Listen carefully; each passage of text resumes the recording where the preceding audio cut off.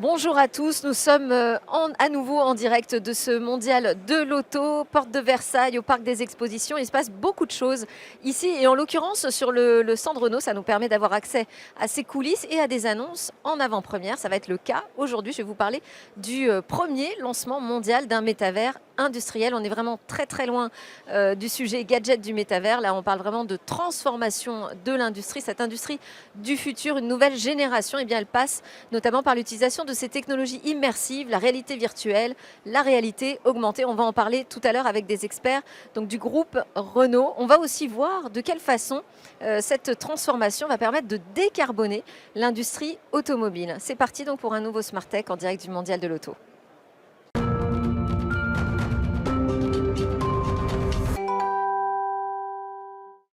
Ce que vous allez découvrir avec moi aujourd'hui dans Smart Tech, c'est une avant-première, une annonce qui sera faite dans une semaine très officiellement, mais dont on va pouvoir percevoir les premières briques dans Smart Tech ensemble, les briques d'un métavers industriel. Qu'est-ce que ça veut dire un métavers industriel? Quelles sont ces technologies qui sont engagées pour la transformation de l'industrie automobile? Ce sera le grand sujet donc de ce Smart Tech édition spéciale.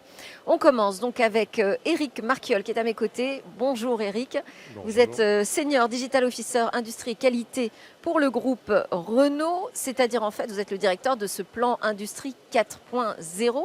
Absolument. Alors Industrie 4.0, ça veut dire c'est une transformation numérique des chaînes de production des voitures? Alors c'est bien sûr tout ce qui se passe dans les usines, mais c'est également toute la conception, donc en amont de nos équipements industriels, nos chaînes de fabrication, donc toute la partie jumeau numérique pour démarrer bon du premier coup, et également toute la partie supply chain, donc tout l'approvisionnement et toute la digitalisation de la supply chain. Donc c'est vraiment finalement de bout en bout toutes les opérations industrielles. Et vous êtes en charge de la qualité. Également la digitalisation sur la partie C'est qualité. précisé pourquoi? Parce que c'est un processus en soi, la démarche qualité dans les chaînes de production, sur la supply chain? Alors bien sûr, c'est vraiment un sujet très important pour la partie industrielle, mais le processus qualité va chercher bien au-delà. On va aller chercher toute la partie relation avec le client, toute la partie après-vente, etc. Mais je veux dire, c'est moins le sujet, on va dire, de cette annonce aujourd'hui sur le métavers industriel. On est vraiment sur toute la partie process industriel aujourd'hui. Alors je disais, vous nous offrez cette information d'avant-première dans Smart Tech sur la chaîne Bismart, le lancement du premier métavers industriel. C'est-à-dire, donc c'est l'intégration totale de ces technologies immersives, réalité virtuelle, réalité augmentée, sur des sites industriels?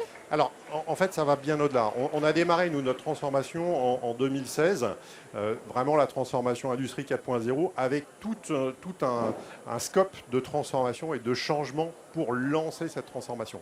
Et avec la mise en place du jumeau numérique, la connexion, etc. Donc, je vous donnerai quelques points sur cette partie-là. Et finalement, le métavers industriel, c'est le prolongement naturel. On va au-delà simplement de l'utilisation du jumeau numérique. On est capable d'avoir des avatars complets de tout ce qui se passe dans nos opérations, de la voiture qu'on est en train d'assembler, du moteur électrique, et non seulement d'avoir en temps réel ce qui se passe, mais d'être capable d'interagir et d'utiliser tout ça pour faire de la simulation, de la prédiction et l'amélioration de la performance industrielle. Alors là, vous vous êtes tourné vers ce début de véhicule. Absolument. Là, vous avez un exemple de Qu'est-ce qu'on plateforme. voit Là, vous avez Décrivez-nous. un exemple de plateforme qui est utilisée sur la nouvelle Austral, avec toute la partie, c'est une plateforme hybride. Donc là, comme vous voyez, il y a à la fois des éléments pour la propulsion ICE et bien sûr batterie et moteur électrique. Voilà.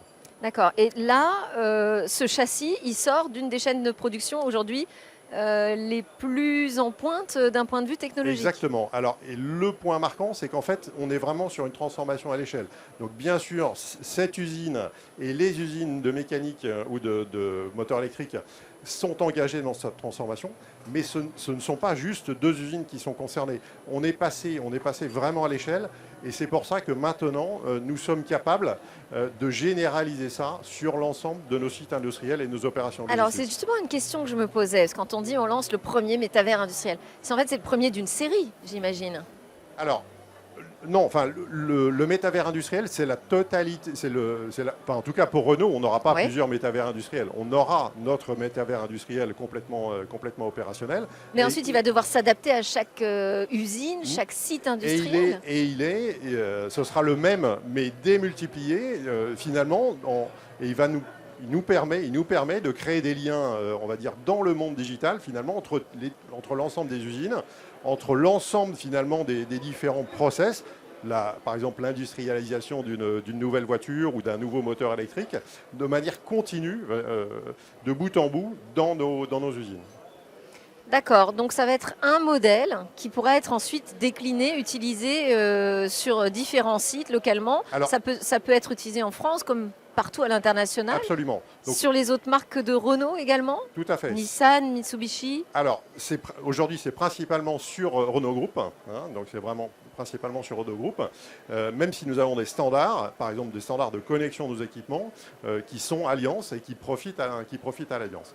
Mais si je reviens un petit peu sur, finalement, qu'est-ce que c'est que le métavers Qu'est-ce qu'on y industriel. trouve Voilà, Qu'est-ce qu'on qu'est-ce qu'on y trouve trouve Alors, dans ce métavers? Quels sont les Je vais briques? peut-être revenir un peu, finalement, à la genèse de ce que c'est qu'une transformation numérique dans l'industrie. Oui.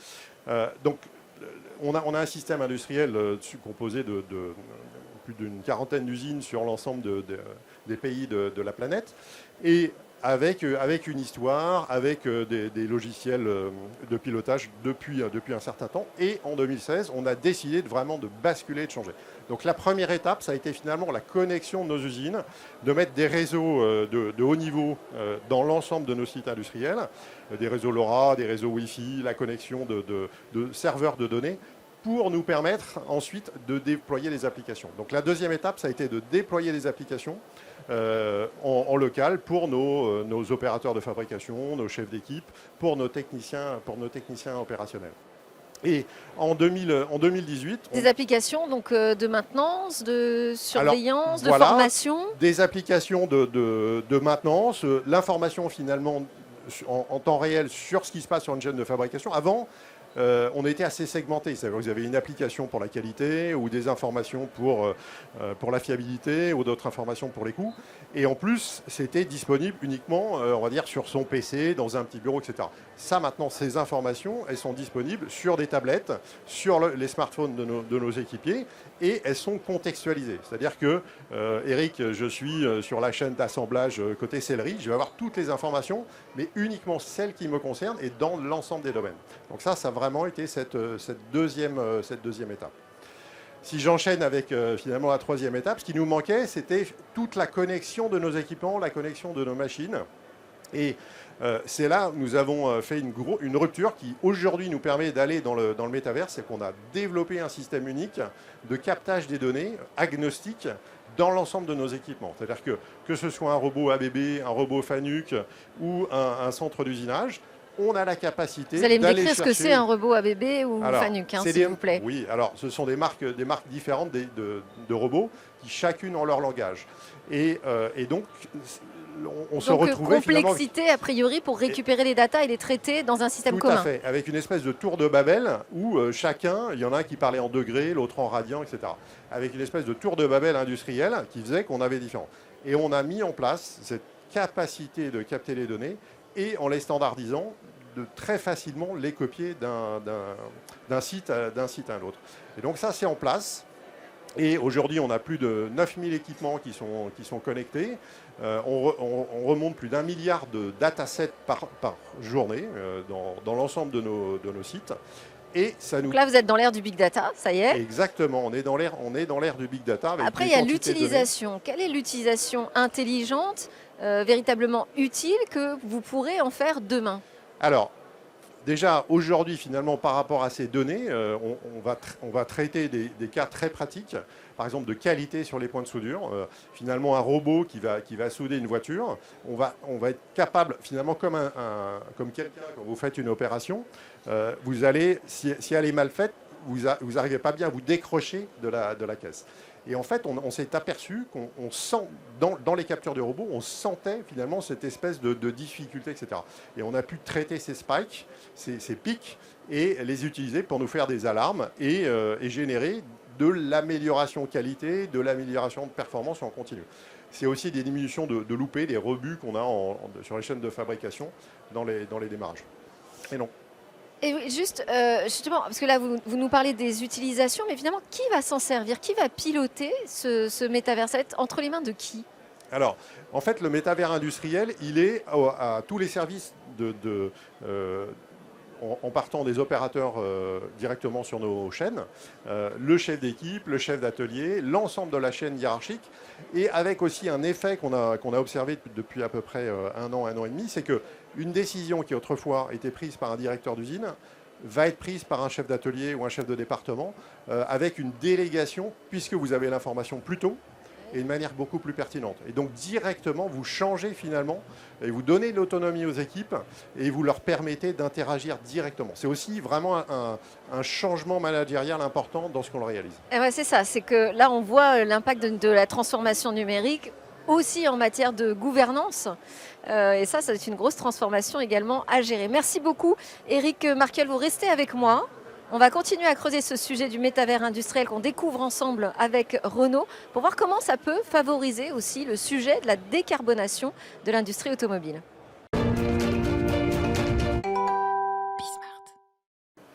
C'est la suite de ce Smart Tech tourné depuis le Salon mondial de l'automobile. On est en train de découvrir ensemble ce métavers industriel là, qui prend forme au sein du groupe Renault. C'est une première mondiale qu'on a la chance de pouvoir vous faire découvrir dans Smart Tech aujourd'hui sur la chaîne Bismart. Je suis toujours en compagnie d'Éric Marquiol, donc Senior Digital Officer Industrie et Qualité. Merci d'être resté avec nous. Et désormais, nous sommes rejoints par Nicolas Estève, le directeur en charge de l'ingénierie du système industriel chez Renault Group. Et vous, votre mission, c'est de relever ce défi d'une industrie décarbonée.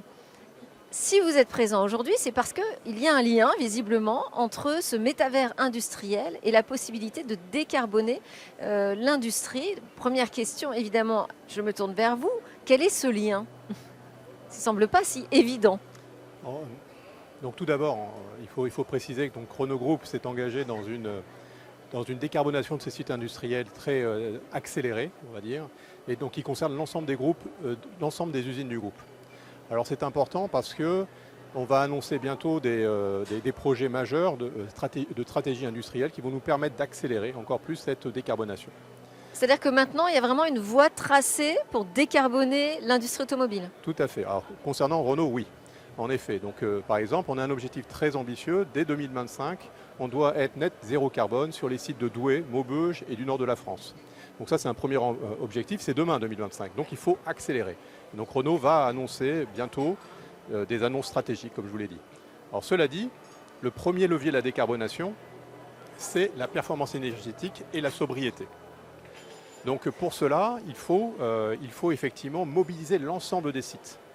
Il faut Parce que la première chose à laquelle on pense, quand on pense décarbonation de l'automobile, on pense voiture électrique.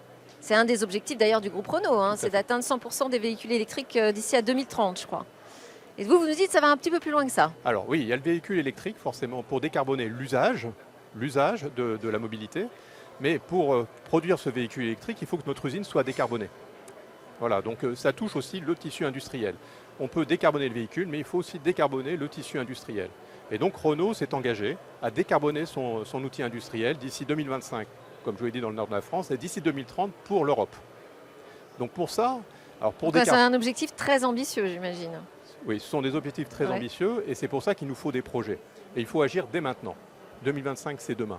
Donc il faut qu'on mette en place des solutions qui vont nous permettre de passer d'une consommation, par exemple, de gaz fossile à la production de chaleur décarbonée, par exemple. Donc on a des projets majeurs là-dessus.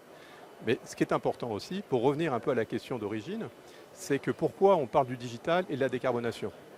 Alors, parce que déjà, tout d'abord, il faut baisser nos consommations d'énergie, d'électricité et de gaz. Pour baisser nos consommations, il faut mobiliser donc l'ensemble des sites, l'ensemble des acteurs de l'usine, du manager jusqu'au chef d'atelier, jusqu'à l'opérateur. Et c'est en cela que le digital va nous aider à assurer cette mobilisation de l'ensemble de nos sites et de tous nos collaborateurs. Alors, je vais repasser la question quand même à Éric Marquiol. En quoi le métavers industriel peut permettre d'accélérer justement sur la décarbonation de l'industrie?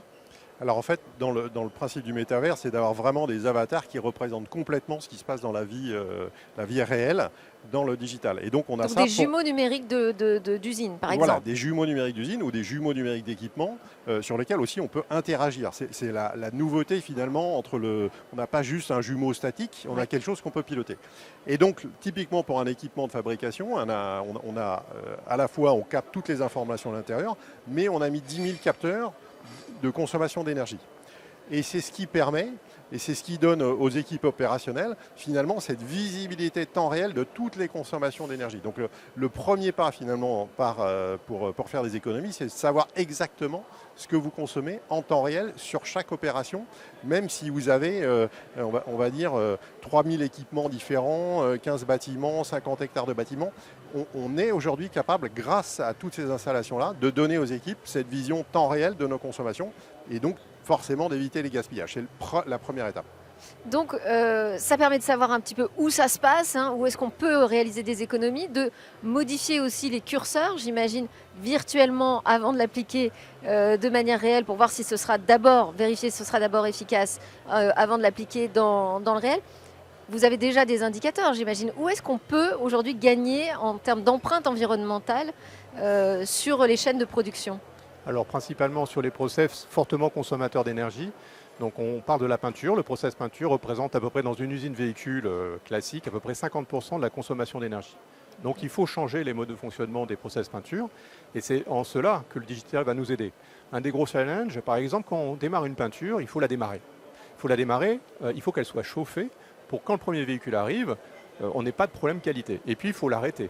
Et donc en fait, il faut établir la plage de chauffage pour justement garantir la qualité et aussi baisser nos consommations. Et c'est en ça que le digital, l'intelligence artificielle va nous permettre de déterminer l'optimum, mais l'optimum aujourd'hui, mais aussi l'optimum demain, parce que cet optimum, il va changer tous les jours en fonction des conditions atmosphériques, en fonction du volume de production, en fonction de la journée de la veille. Tous ces paramètres vont nous permettre d'optimiser au jour le jour la fenêtre de chauffe de notre peinture. Là, ça veut dire qu'il faut avoir des modèles assez importants, hein, des volumes de données très conséquents pour pouvoir adapter votre chaleur de peinture préchauffe, j'allais dire, dans telles conditions, si la météo est comme ci ou comme ça. Enfin, je veux dire, est-ce qu'aujourd'hui, vous êtes déjà possesseur de suffisamment de data pour réaliser ces réductions d'empreinte environnementale? Oui, alors je vais répondre en termes. Donc, Parce que l'objectif 2025, c'est proche quand même. Hein. c'est pour ça qu'on parle d'industrie métaverse. Ça veut dire que nous, notre objectif, c'est de collecter la donnée et l'utiliser partout. La même donnée partout. Donc c'est ça l'enjeu. Donc cette donnée, on l'a. Après, il faut de l'intelligence pour l'optimiser. Cette intelligence, on l'a aussi dans nos sites, en fait. Parce qu'on sait optimiser une peinture. Mais l'enjeu, c'est de l'optimiser tout le temps. C'est ça l'enjeu. L'enjeu pour un constructeur automobile comme Renault. Alors, oui. Si je peux peut-être rajouter un point par rapport à ça. Donc, comme j'ai expliqué tout à l'heure, on a standardisé cette donnée. Ça veut dire que les données qu'on capte sur la peinture de Douai ou la peinture d'un autre site industriel, on les a mis dans la même forme. Donc, quand les équipes de Nicolas ont trouvé une bonne solution, etc., on est très facilement capable de l'appliquer sur nos autres sites grâce à cette standardisation de nos modèles. Et le deuxième point, c'est qu'on a mis des outils de big data à disposition de nos opérationnels, ce qu'on appelle le self-service big data, ce qui fait qu'il n'y a pas seulement les experts des équipes de Nicolas qui peuvent trouver des optimisations, mais on donne la main finalement aux opérationnels sur les sites pour eux-mêmes faire de la simulation et de la modélisation. Donc c'est vraiment ça, c'est aussi cette démocratisation que permet le métavers industriel sur l'utilisation du big data, sur les chefs d'atelier, avec tout un plan de formation qu'on met en œuvre. On a cité l'exemple de la peinture. Est-ce qu'il y a d'autres points comme ça stratégiques sur lesquels vous pouvez avancer assez rapidement avec ce métavers industriel? Donc, on avance effectivement très rapidement grâce à cette industrie métaverse. Alors tout d'abord, on a dit le management. Et donc pour pouvoir manager l'énergie, il faut du monitoring. Donc il faut, comme Eric l'a expliqué précédemment, donc avoir des données en temps réel de l'ensemble de nos process. Donc tout d'abord, pour avoir fait ça, on a connecté tous nos sites. Donc tous nos sites aujourd'hui, nos 24 usines, nos 30 usines, sont connectés à notre système de monitoring de l'énergie. Et c'est en cela, et donc tous les jours, le chef de département, il a sa consommation de la veille pour tel process. Il peut comparer deux process équivalents. Il peut analyser et comprendre pourquoi ce process consomme plus que l'autre et réagir tout de suite. Donc on améliore l'agilité, la réactivité grâce au métaverse. C'est ça l'enjeu. Donc le management. Alors dans l'industrie, on est totalement mobilisé pour les économies d'énergie à double titre, pour la décarbonation, mais aussi pour la crise de l'énergie actuelle. Et donc on a déjà des très très bons résultats. Et ce qu'on veut faire avec le digital, c'est d'installer en fait ce management. Donc le monitoring et ensuite l'intelligence artificielle et les modèles prédictifs. Et on a tout en fait. Alors oui, C'est sur une la mine d'or. partie prédictive, sur quoi on peut travailler? Quels sont les leviers? Où est-ce que l'IA prédictive peut être intéressante sur la décarbonation? Alors, typiquement, on a aussi des processus sur lesquels, aujourd'hui, qui sont des processus très nouveaux, sur lesquels, quand on démarre, on va avoir un taux de rebut de pièces ou de fabrication qu'on va devoir jeter parce qu'on n'est pas au bon niveau de qualité. Et donc, le digital permet, en analysant l'ensemble des paramètres que nous avons dans les installations, de faire des pentes d'amélioration bien plus rapides que ce qu'on faisait, on va dire, dans le monde traditionnel. En 6 mois, on a divisé par 10, par exemple, des loupés d'injection aluminium de pièces qu'on retrouve ici. Et ces pièces-là, c'est de la chaleur pour les fabriquer, c'est de l'électricité, etc. Et donc, le digital et l'intelligence artificielle, dans l'optimisation de processus complexes, nous permet d'accélérer dans le démarrage des nouvelles technologies. Parce que vous savez qu'on est dans un monde avec plein de ruptures technologiques dans l'industrie automobile et il faut que non seulement on démarre des nouvelles technologies, mais qu'en plus qu'on soit très performant le plus rapidement possible sur ces innovations. Et c'est ce que permet le métavers industriel. Quand vous avez démarré ce projet de métavers industriel, j'imagine que ce n'était pas là il y a quelques semaines. C'est quand même lourd, conséquent à mettre en place. On était sans doute avant la crise énergétique et la flambée des prix. Est-ce que ça modifie ça, le projet? Est-ce que ça va encore plus l'accélérer sur sa mise en œuvre? Quelles sont les conséquences de l'actualité finalement? Donc oui, ça l'accélère. Ça accélère parce que justement, aujourd'hui, on a vu, alors c'est justement cette dynamique.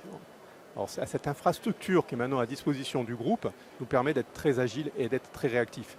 En 6 mois, on a mis en place un système de monitoring de l'énergie. Alors, qui n'était pas stratégique il y a un an et demi. Il est devenu stratégique par la décarbonation et on a accéléré via la crise énergétique. Donc c'est devenu une priorité et ça a permis d'être mis en œuvre très rapidement. Tout à fait, mais de manière très agile. Ça, on n'a pas mis une équipe monstrueuse pour pouvoir déployer un système de management de l'énergie dans l'entreprise. On a mis 6 mois. Mais simplement, et ça a été défini par mes collaborateurs, par les équipes de l'informatique, par les collaborateurs d'Éric Marquiol. On a défini le cahier des charges et on a mis ce qu'on avait besoin. Donc ce qu'on dit, c'est homemade. On a mis notre propre système homemade. Et surtout, cette architecture va nous permettre de le faire évoluer. Et donc, on va constamment s'adapter aux enjeux en fait, de l'industrie sur l'énergie, ce qui est donc un potentiel énorme. Donc ça va en même temps avec une réduction des coûts. En fait, ce métavers, c'est aussi une façon de trouver une meilleure économie, d'affiner le business model. Absolument, tout à fait. Enfin, dans les objectifs de métavers, on a des réductions de coûts très importantes.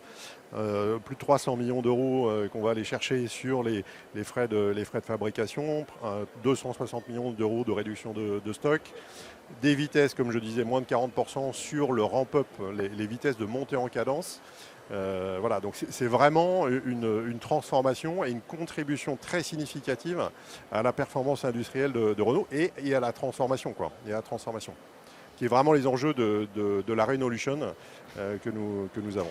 Alors, on n'a pas parlé ensemble de toute la partie aussi formation sur place dans les usines. Ça, j'imagine, c'est un gros sujet sur la partie métavers industriel. Absolument. On n'a pas que des robots, on a Oui, encore des hommes dans les usines. Exactement. Donc, typiquement, on a encore des opérations, que ce soit de temps en temps en opération spéciale, ou je vais reprendre l'exemple de la peinture. Vous devez apprendre finalement à peindre un capot ou à peindre une porte. Tout ceci se faisait autrefois, on va dire, devant une caisse qu'on devait cafuter, en utilisant de la peinture et du solvant, avec des problèmes de nettoyage, etc. Parce que vous entraîniez à peindre 10, 15, 20 fois, 30 fois la même porte avant d'avoir le même sujet. Donc la débauche de temps et d'énergie également. D'énergie, de solvant aussi, enfin, voilà, de pollution. Et aujourd'hui, toute cette formation, on la réalise en mode immersif. C'est-à-dire que vous mettez un casque de réalité virtuelle, vous avez un pistolet de peinture c'est vraiment un pistolet de peinture le même que vous avez en chaîne. Vous avez le tuyau d'alimentation de la peinture et vous vous entraînez à faire la peinture en virtuel et vous voyez la zone, si vous avez mis trop de peinture, pas assez de peinture, etc. Et vous pouvez donc gagner, divisé par 4 ou par 5, finalement, le temps de formation grâce à ces outils de réalité immersive. Tout à l'heure, je vous posais la question, est-ce que c'est le premier d'une série? Est-ce que ça va être décliné sur site localement? Mais elle dit non, c'est un métavers qu'on va pouvoir utiliser ensuite partout. Mais ces formations, typiquement, elles se feront dans un centre en particulier où on aura des accès locaux sur chaque site? Exactement. Donc typiquement, l'exemple que je vous cite, il est déployé sur tous les sites où nous avons de la peinture. Voilà. Donc ils peuvent se connecter et faire non seulement ils peuvent, mais ils se connectent aujourd'hui et ils font ces formations en réalité immersive. On a aussi de la simulation pour les opérations de ce qu'on appelle nous de picking kitting, la partie un peu supermarché d'approvisionnement des pièces. Et là, on peut aussi simuler de manière complètement immersive l'implantation que nous allons mettre pour faire finalement bon du premier coup et éviter les gaspillages. Sur les objectifs de décarbonation via ce métavers industriel, c'est aujourd'hui pour vous le premier levier pour y arriver, le métavers? C'est le premier levier. Parce qu'on en parle tellement comme d'un sujet gadget. Non. Voilà. Là, on voit bien qu'on est sur complètement autre chose. Mais est-ce que même pour vous, c'est le premier levier de la décarbonation? C'est un prérequis à la décarbonation. Déjà, comme je l'ai dit, donc il faut baisser nos consommations d'énergie. Et ensuite, on aura à travailler sur le mix énergétique. Donc c'est en ça que j'annonce un certain nombre de projets qui vont nous permettre de changer de dimension sur la consommation d'énergie dans nos sites. Mais la première chose, c'est baisser nos consommations. Et là, l'objectif qu'on a pour 2025, c'est de baisser par rapport à l'année passée de 30% nos consommations d'énergie. Donc oui, alors quand on fera le bilan, oui, ça va peser beaucoup dans les Parce que les ça tonnes coûte de de CO2. l'énergie aussi, d'installer ces modules de formation, d'acheter des casques de VR. Enfin, après, il y a un calcul qui doit se faire en ce moment, j'imagine, de votre côté. Ouais. Oui, tout à fait. Alors par contre, comparé à ce que coûte la consommation d'énergie dans une usine automobile pour produire des voitures, Ça va il n'y a pas de souci à se faire là-dessus. Il faut privilégier tout d'abord la baisse de la consommation dans nos ateliers de production. Et après, effectivement, se posera la question d'optimiser l'empreinte totale. Alors, ce qui est important aussi, c'est qu'on ne cherche pas ce qui coûte cher, c'est le stockage des données. Donc on n'est pas là pour stocker tout. Donc on a de l'intelligence aussi dans nos modèles de données, ce qui nous permet de ne capter que la donnée que l'on souhaite, où il y a de la valeur ajoutée. Le risque, c'est de tout capter. Ah bah là, oui, je suis d'accord. Mais par contre, pas de gabegie non plus alors dans le big data. Il y a encore de la sobriété dans le captage de données, mais Ouais. ce système nous le permet. Peut-être un mot pour conclure sur ce lancement du métavers. Qu'est-ce que vous avez envie aujourd'hui de nous dire sur les premiers objectifs, les premiers résultats à en attendre? Peut-être le premier point, c'est que vraiment le métavers industriel, c'est un catalyseur de performance. Donc nous avons déjà finalement un système industriel qui est déjà performant chez Renault et c'est quelque chose qui va donner les outils. Enfin, vous avez l'exemple là de la décarbonation, où ce n'est pas le digital lui-même qui va faire l'économie finale, mais qui va être le catalyseur qui va permettre de faire les économies. Donc ça, c'est le premier point. En termes de conclusion sur le métavers, c'est vraiment un projet qui a mobilisé l'ensemble des équipes, les équipes industrielles, qui donne aussi une belle dynamique. Nos équipiers, que ce soit les opérateurs de fabrication, les chefs d'équipe, nos techniciens, nos ingénieurs, sont vraiment enchantés d'être capables de montrer cette transformation numérique et de montrer l'ensemble des gains qu'on réalise grâce à ça et de montrer une belle industrie automobile en France et sur l'ensemble des sites Renault. Voilà. Merci beaucoup à tous les deux. Donc Éric Marquiol qui est le Senior Digital Officer Industrie et Qualité chez Renault. Nicolas Estep, directeur de l'ingénierie de production, système industriel et support chez Renault également, puisque c'est chez vous, dans votre groupe, que se passe aujourd'hui, enfin c'est annoncé la semaine prochaine, mais vous l'avez dans Smartech, le lancement du premier métavers industriel au monde. On était donc en direct sur le mondial de l'auto et évidemment, ça continue. Prochaine émission de Smartech, vous verrez, on adresse encore un tout autre sujet. À très vite.